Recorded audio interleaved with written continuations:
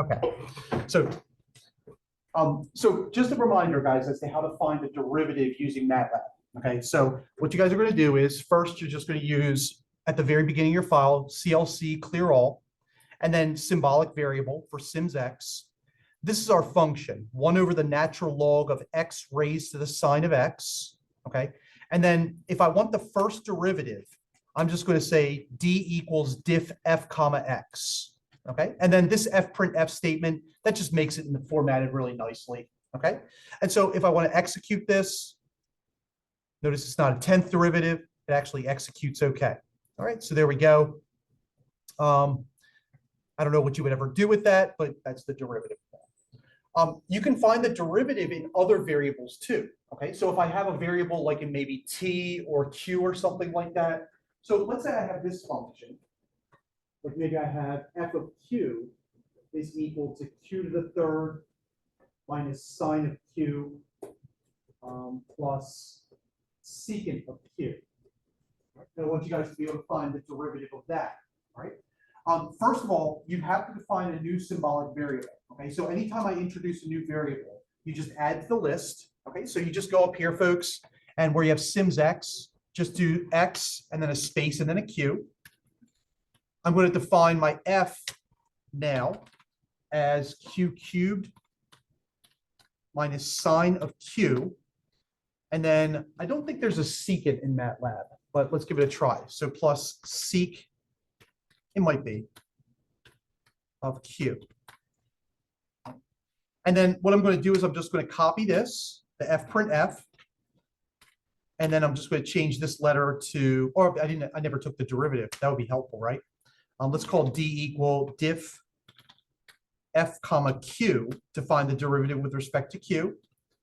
And then the derivative is going to be this, okay? So essentially, folks, all I did was I just added a q right here, and then I programmed my f, and then I just go ahead and just basically use the exact same code as I did before. All right, so let me go ahead and execute this. All right, and there we go. All right, gives us our both derivatives. Okay, so notice how nicely it's formatted too, especially for those of you guys that are going to go into some more programming. All right, and by the way, I'm not just talking about computer science people, but if your major is like math or physics or engineering, okay, you're going to be doing a lot of programming throughout your academic careers. Sorry, it is what it is. Okay, so your teacher might get a little bit miffed if you just have like a whole bunch of code that means absolutely nothing. So I just want to show you guys how to format it nicely. Okay. All right, folks, any questions I can answer for you about how to find a derivative using MATLAB, whether it be an x or whether it be in any variable? Okay, pretty easy, right, guys? This would have been nice to know and be able to use on the second exam, right? Because then we wouldn't have to think. We just plug everything into MATLAB and get it. Okay, Josh, go ahead, sir. It's recording, right? It is. Okay. Are you okay with that? Yes. Okay, gotcha. Yeah, the nice lady said recording in progress, so I don't think she'd lie, just like MATLAB lies to me. All right. So. No, that's okay. I understand. And in case it's not recording, Josh, there are other videos too. Okay. All right. So let me see what else I'm going to ask you guys to do. All right. Ask you guys to find a rate of change at a function at a given point. Okay. Well, folks, isn't that just plugging in a number into the derivative? Okay. So all you're going to do, let's say I wanted you guys to find, for example, let's find the rate of change.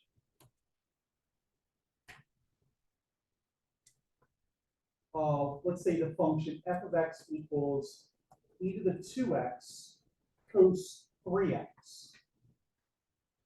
at x equals 0. So in other words, how fast is that function changing precisely at 0? All I do, folks, is I find the derivative and I substitute 0 back in. Okay, so let me go ahead and do that. So first of all, I'm going to define my function f, and that's going to be exp of, was it 2x?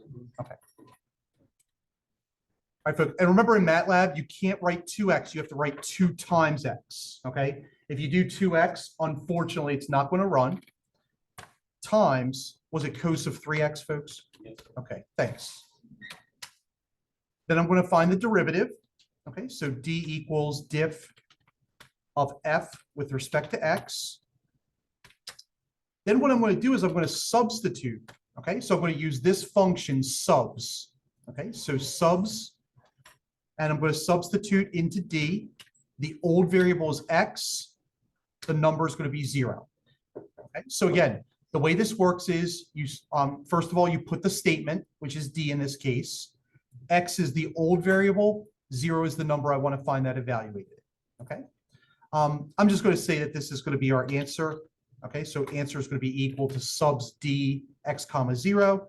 And then I can do an F print F statement. So F print F, the answer is, and we could say percent F / N comma answer. Right. So I remind me, because I forget, what's the difference between, because last time we used percent S. What's the difference between percent F and percent S? Anybody remember? So unfortunately, it's not a function, right? So good guess, but unfortunately not. Franklin, you're printing a number. Right. F prints out a number. S prints out like a string or just some character stuff. Okay, you're on the right track with it. Okay. All right. Nice job. Okay. By the way, percent F means you're printing out a decimal value too, right? If you want an integer, that would be percent D. Okay, but I don't think I'll ever ask you guys to print out percent D. Right? So let me go ahead and execute that just to show you what happens with that. Nice and easy. Okay, and it just gives us the answers 2. So the rate of change at 0 for that function is 2. Okay, so nice and easy, guys. All right. Any questions about that, folks? Okay, and I think on the assignment, I have a couple of those where I ask you guys to find the rate of change at a given point.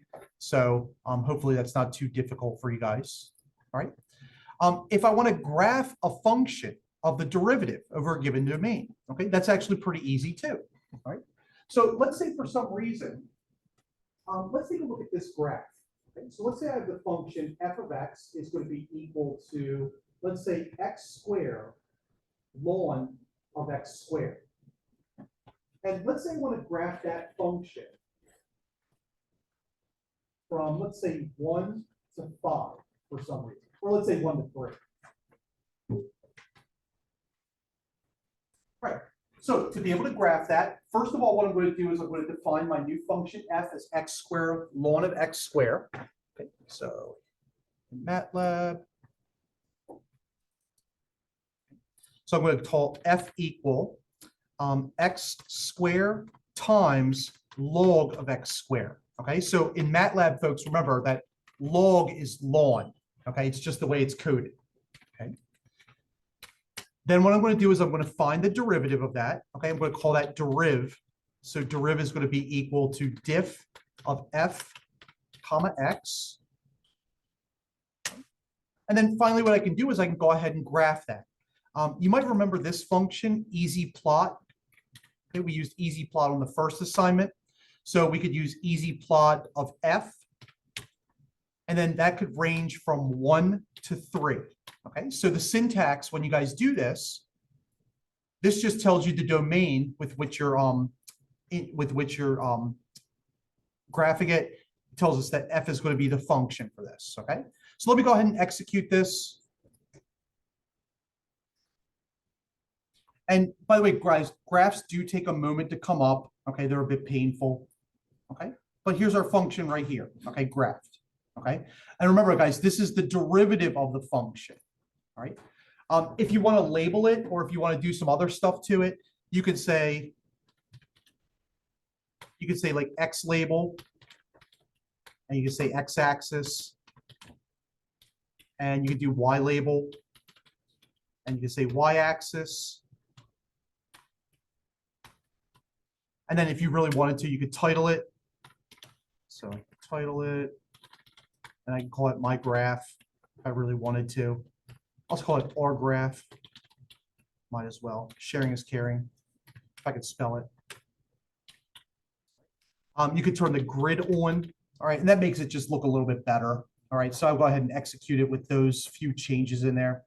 And folks, notice, guys, it's only what, like 7 lines of code. It's not a lot. All right, and then execute, and then there we go. All right, so it's got the axes titles on there. It's got like a grid, so at least that way you have like a little bit of a way to line things up. That's usually helpful. Okay. All right, So folks, any questions about being able to graph the derivative of a function? So the good news is we're halfway through the assignment already.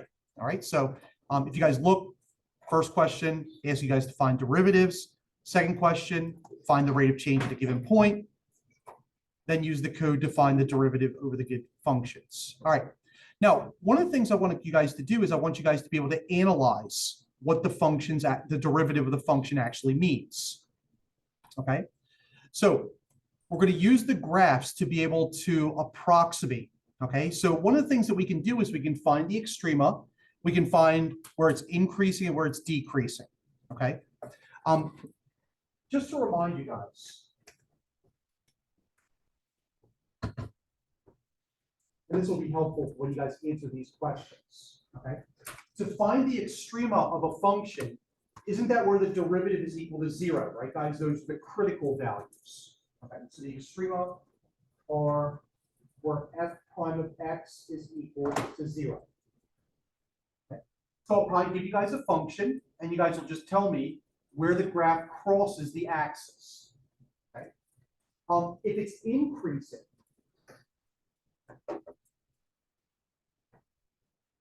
what must be true of the derivative if the function is increasing? The derivative has to be positive. Good, Colin. Okay. So remember, a function is increasing anytime that the derivative of the function is positive. So that means f prime of x is greater than 0. And then clearly decreasing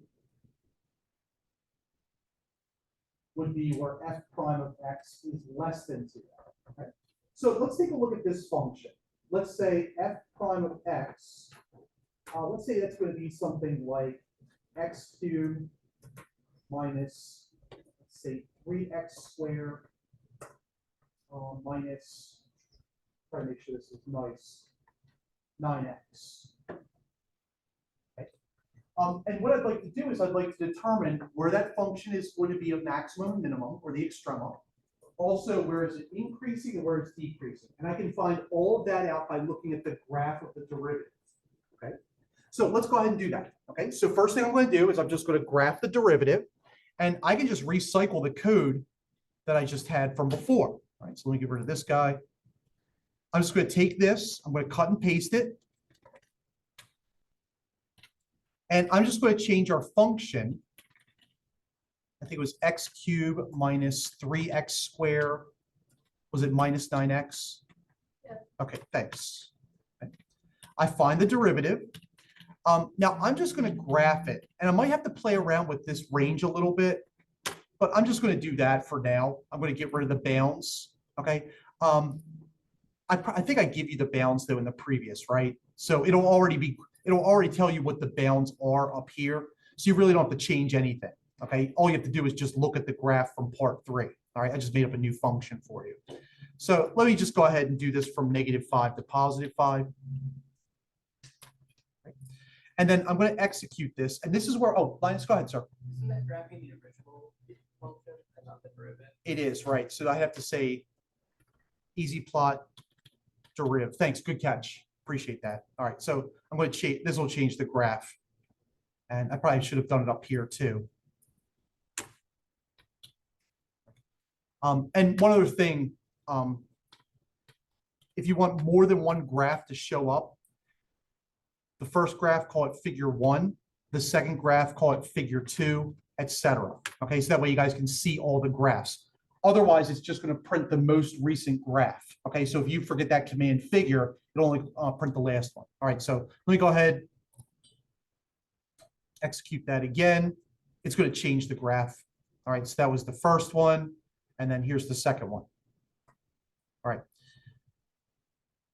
Now, I might have to zoom out a little bit on this. It's not really doing much. So let me change this. Let me change it to -10 to +10. All right.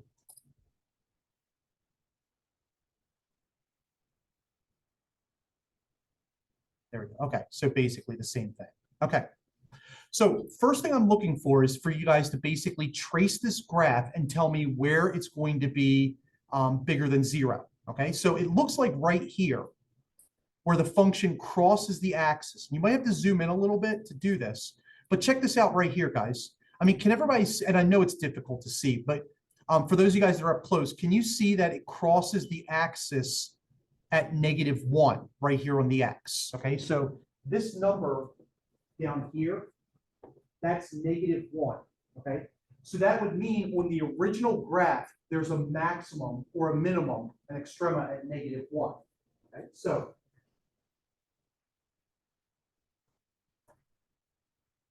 for the extrema, 1 would be at -1.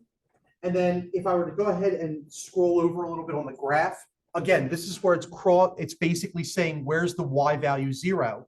Okay, there's another one right here. And again, I know it's tough to see. I'm trying to get rid of that. Doesn't want to let me. But there's another one here right about at 3. Okay, and again, you guys can zoom in on this if you want to, and you can move the graph around. All I'm doing is I'm just moving the graph. Okay, it's not quite 3. All right, it's pretty close to 3. But again, you're just using the graph to approximate this. Okay, so the extrema would be at 1 and 3.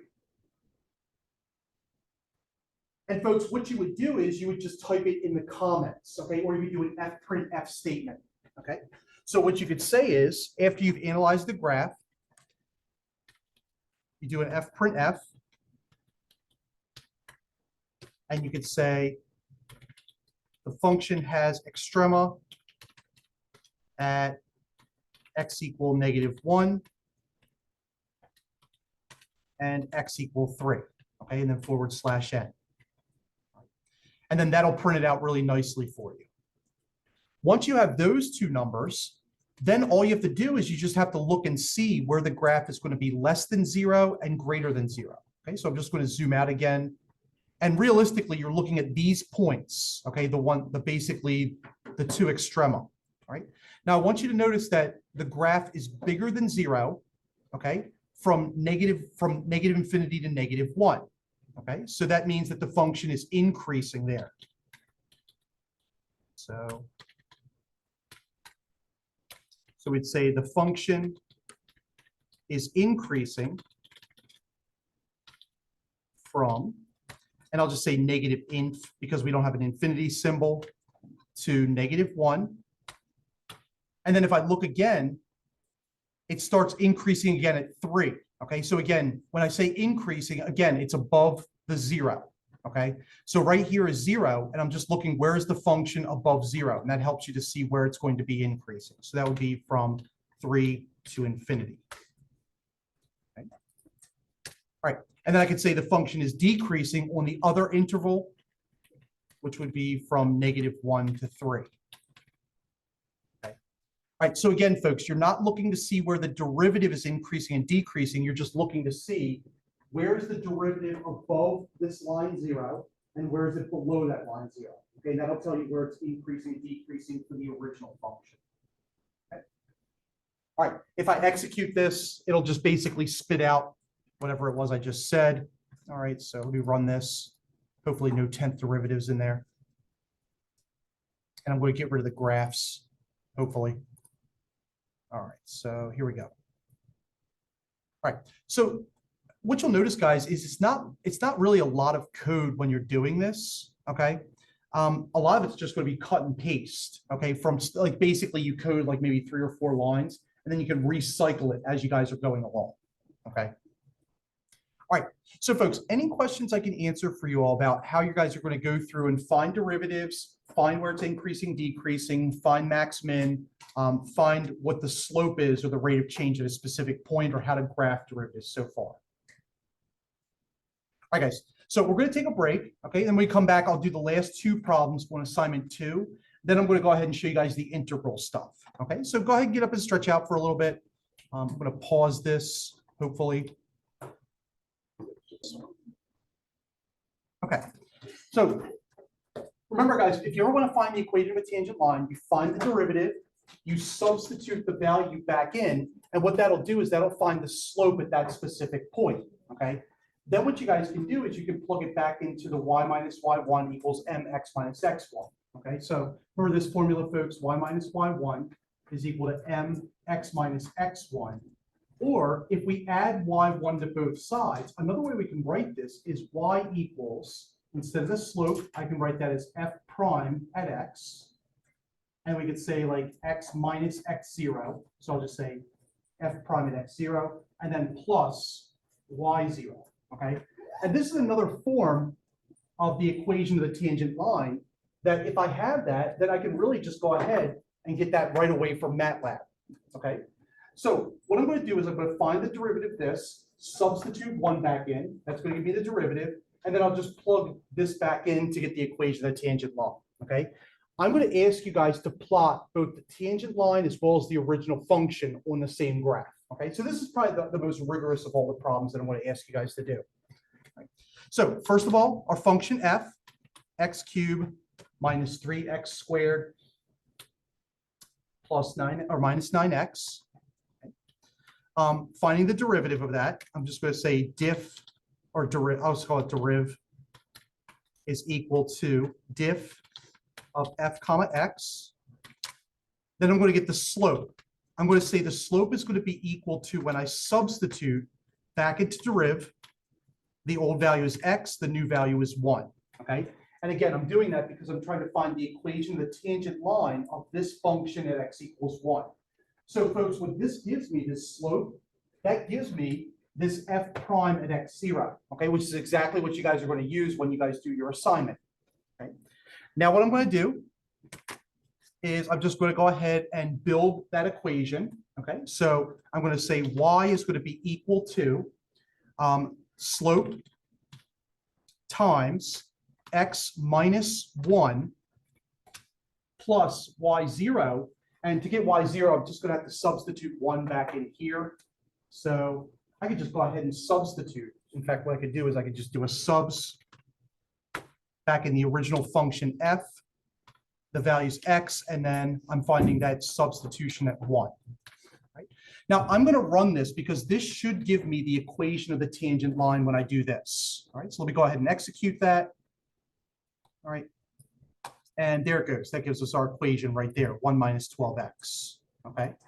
I'm not too worried about these at this point. Right. So that gives me the equation of the tangent line. But the other thing that I want to do is I want to make sure that I can plot both the equation of the tangent line as well as the function on the same graph. Okay. So to do that, what I'm going to do is I'm going to easy plot the original function, okay, which was f. And I'm going to plot it from, let's say, -5 to 5. Then I'm going to do hold on. And then I'm going to easy plot the derivative, or the y, because that's going to be my tangent line right here. So y equals this, okay, from also -5 to 5. And then finally, what I'm going to do is hold off. I probably need to call this figure 3 as well. Okay, so that should be good with respect to our code. All right, so let me go ahead and execute this, and hopefully that does plot everything for us. Oh, Yeah, figure. okay, got it. That should be easy to fix. Okay, thanks, guys. All right, so there we go, there we go. And then mercifully it came up. Okay, so there's our equation of our tangent line. All right, it should look pretty close to what we have there, which it does. Okay. All right, folks. So this is the snippet of code that you guys are going to use to be able to plot your equation of your tangent line, as well as to find the equation of tangent line on the same graph. Okay. Like I said, of all the problems I've asked you guys to do for assignment 2, this is probably going to be the toughest one. But for those of you guys that have taken computer science, sometimes your code is over 100 lines of code. This is about 10, so this isn't really all that rigorous, I don't think. Okay, so questions I can answer about that, guys? Okay, last problem I'm going to ask you to do is to find the critical values of a function, but within a specific domain. All right, and that can help us to be able to find the max and the mins. All right, you might remember that when we had this function earlier, we found that it intersected the axis at -1 and 3. Okay, so that's something that we did like right before the break. Okay, so let's say I wanted to figure out what the exact value was from, let's say 0 to 5 or something like that. Okay, so what I'd like to do is I'd like to find the critical values of f, okay, between 0 and 5. So here's how I'm going to do that, guys. This might be the easiest problem that I'm going to ask you guys to do. So first of all, I define my function f. Okay, so I'm going to say f equals x cubed minus 3x squared, and then plus or minus 9x. I'm going to find the derivative of x. So I'm going to say deriv is going to be equal to diff f comma x. Then what I'm going to do is I'm going to solve for where the deriv double equals 0. Okay, so one thing that a lot of students forget is that you have to have a double equals in there. Okay, so anytime you guys want to solve an equation, you're not assigning to a variable, you have to have double equal. Okay, so does that make sense to everybody, guys? All right, so I do remember on the first assignment, there were a few of you guys that didn't use the double equals. Yeah, equal means that equal. Right, it's assignment of a variable or declaration. Right. Good. Now the bounds, I'm going to say that x has to be less than or equal to 5. Okay, so x less than or equal to 5, comma, x greater than equal to 0. Okay, so what this does is that this puts the bounds on whatever it is that I'm trying to solve. Okay, I'm going to do it once without that and then once with it. So let me do it with this, these bounds in here, and then I'll do it once without just to show you the difference between those. All right, so I'm just going to go ahead and execute that. It might take a second for it to come up, but so notice it gives me one answer of 3. Okay, if I get rid of these, okay, and I just run it, it gives me 2 answers. It gives me -1 and 3. Okay, so notice, folks, that these bounds make it so that I don't include the -1 in my solution set. Okay, and I think I asked you guys to do that for the last question on your assignment. Okay, is I asked you guys to find the critical values bounded by a specific domain. Okay, so for instance, if we look down here, I ask you guys to find the critical values of this function from -3 to 3, and then from -5 to 5 for that one. Okay, all right. So any questions I can answer for you guys about any of the various problems that I'm asking you guys to be able to do? Okay, just to kind of recap, everybody's okay finding a derivative. Okay, we did that plenty of times. Everybody's okay substituting a value to get a derivative.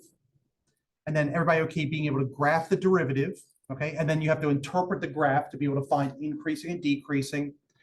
And then from there, everybody good being able to do the tangent line problem. Okay, that's the one that we just did. And then being able to find the critical values. Okay, so any questions about any of those that I can answer for folks? Okay, Ian, go ahead. Oh, sure. So what you're going to do is you're going to download it. So what you do is you go where it says home, and there should be a download somewhere here. They changed it. Yeah, I think you have to right click your file. Okay, so you just go over to like, so this one's M2. I'm just going to right click it. And then it should be down at the bottom. Yeah, you can download it right here. Okay, so thanks, Carl. That's really They helpful. changed it at the end of March. Oh, that was nice of them. So, Yeah. oh well. All right. So again, if you guys want to download it, you just right click, and then you just go to where it says download. Okay. What I usually do, folks, is I just pull it onto my desktop too. You can, it's object oriented, so you can move it to your desktop that way too. Okay. If anybody's having real trouble submitting it, what you could do is you could just copy and paste your code into an email to me too. Okay, so I know sometimes MATLAB isn't the nicest programming language to try to work with, so that might be helpful too. So, all right, good question. Thanks. Other questions, folks? Okay. Now, the other thing I wanted to show you guys was the stuff that was on assignment MATLAB 3, and that's going to be all with respect to integration and areas. Okay. This stuff is actually pretty easy, at least with respect to what we just did. So I'm going to start a new script, and I'll show you guys what to do. So just click here. All right, so the first thing I might want to do is I might want to graph an area that's bound by a function. Okay, so let's say I have this function. Let's say I have f of x is equal to sine of x plus 1. Okay, And let's say for some reason, X is going to range from 0 to pi fourths. Okay. And what I'd like to do is I'd like to be able to graph that area. Okay. So what I'm going to do is I'm going to CLC clear all. And then I'm going to define the function, which is sine x plus 1. Then what I'm going to do is I'm going to use the area function. Okay, so there's this area right here. All right. And I'm just going to call it F is what I want to try to find the area of. Okay. And then I don't think it gives us, oh, we might have to use the vector definition of this. So, okay. So that's okay. So I'm going to, first of all, I'm going to have to define it as a vector. No big deal. It's not that difficult to do. All right. So what you're going to do first is you're going to define this value right here. Okay. So you can't use easy plot, unfortunately. So what I'm going to do is I'm going to say X is going to be equal to 0 colon 0.01 colon pi over 4. And then I'm going to semicolon this. All right. What this does is that this creates an array of values from 0 to pi fourths in increments of 0.01. Okay, so basically you're going to have like maybe 100 or so values. I think it's like 78 values that are in a vector at this point. Okay, so that just basically gives you the domain of X. Okay, so this is our domain of X. I'll do another one of these just so you guys can kind of get the idea of it, but it's pretty easy to do. Then I'm going to say, let's let Y be the sine of X plus 1. Now I'm going to do area X comma Y. And let me go ahead and execute that. Save it. Yep, I want to replace. And it might take a second for it to come up, but there you go. It gives you what the area is. Okay. Notice it's not the same as an easy plot. Okay, so it just gives you that binding area. Okay. We've been working with this function a lot today. All right, so let's say, for instance, I wanted to try to find the area of f of x is equal to x cubed minus 3x squared minus 9x. And let's say I want to find the area from 0 to 3.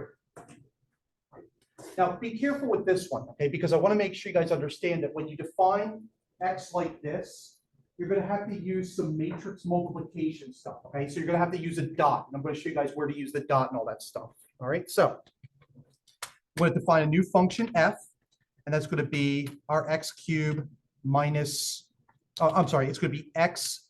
First of all, I have to do this. Sorry. X is going to be equal to a vector from 0 colon 0.01 to 3. All right, so basically just defining my domain first. Then I'm going to let y be equal to, now this is the tricky part, x dot cubed minus 3 dot times x dot squared. Okay, so folks, every time you do either an exponent, multiply, or divide, you have to do the dot before that. Okay, the only time you have to do that is when you're defining x to be like this row vector right here.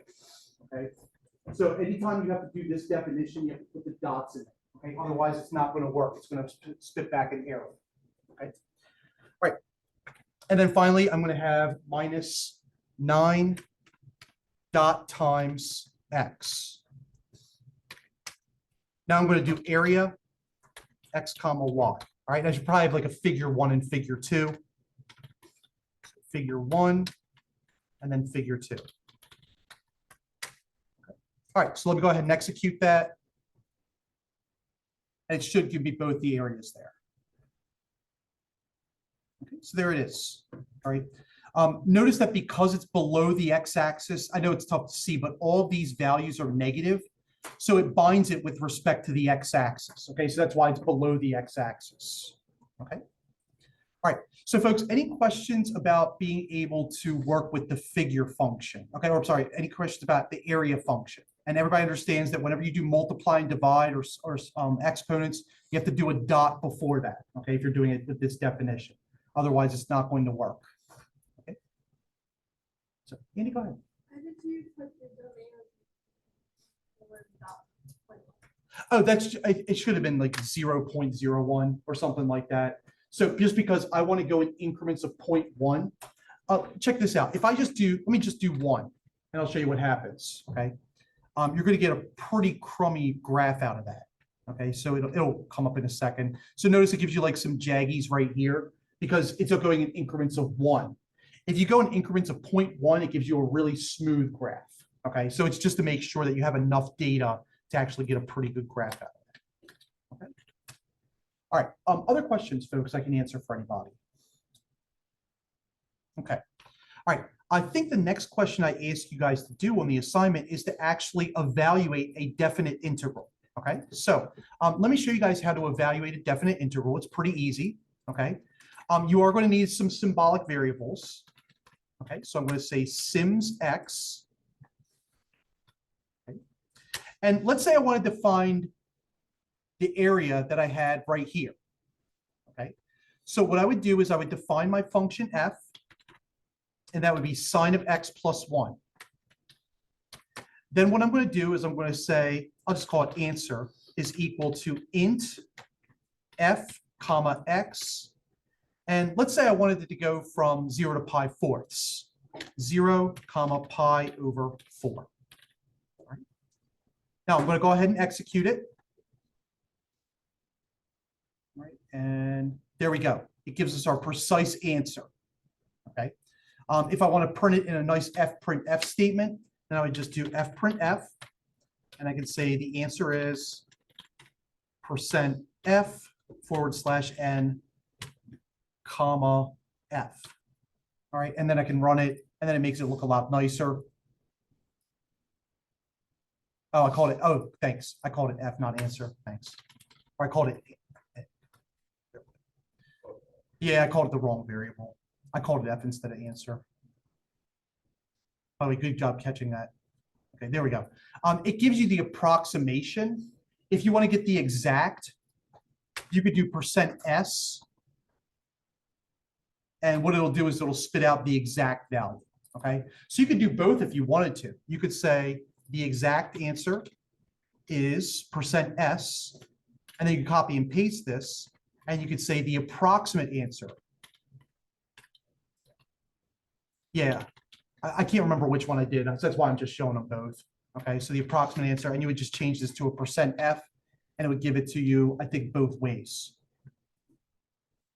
Okay. All right. So folks, does that make sense, guys, as to how to evaluate an integral using MATLAB? You just use this int function. Okay, it's pretty easy to use. Okay. And if you want to get if it's a definite integral, you just plug these two parameters in. All right, I think the last thing I asked you, oh, Brady, did you have a question? I'm sorry. Okay, gotcha.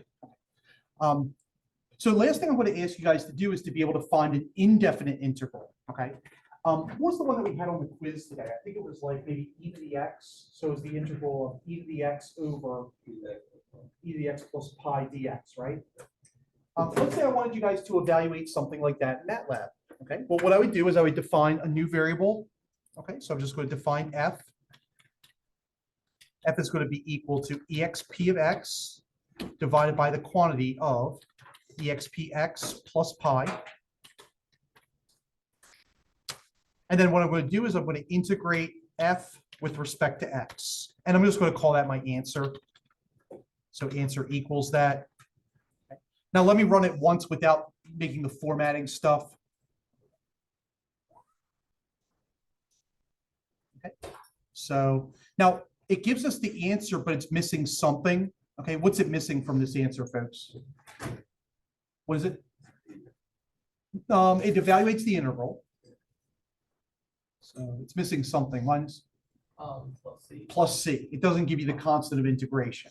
Okay, so just be careful if you guys are ever evaluating using MATLAB, it won't give you the plus C. So you just have to be cognizant that you guys have to put it in there. Okay, but at least you guys can check the answer. Okay. The other one I think I gave you guys on the quiz today was what? Integral, what was it, 1 to 2 or? It was like 0 to 1? yeah, Yeah. something like And that. then x squared plus 1 dx. Yeah. Right? And you guys should have gotten 3/4 out of that. So if you, I mean, you could basically do it the same way we did. So we'd have f equals x times quantity x squared plus 1. And then we can go ahead and just say int of f comma x comma 0 comma 1, and then execute it. And it should give us 3/4, which it does. Okay. All right. So that's a way when you guys are at home, you can check your answers when you guys are doing this sort of stuff. Oh yeah, you can do the fn_int function in your calculator. So now you guys know how to do it by hand. You have fn_int, you have MATLAB, lots of different ways to check your answers. Okay.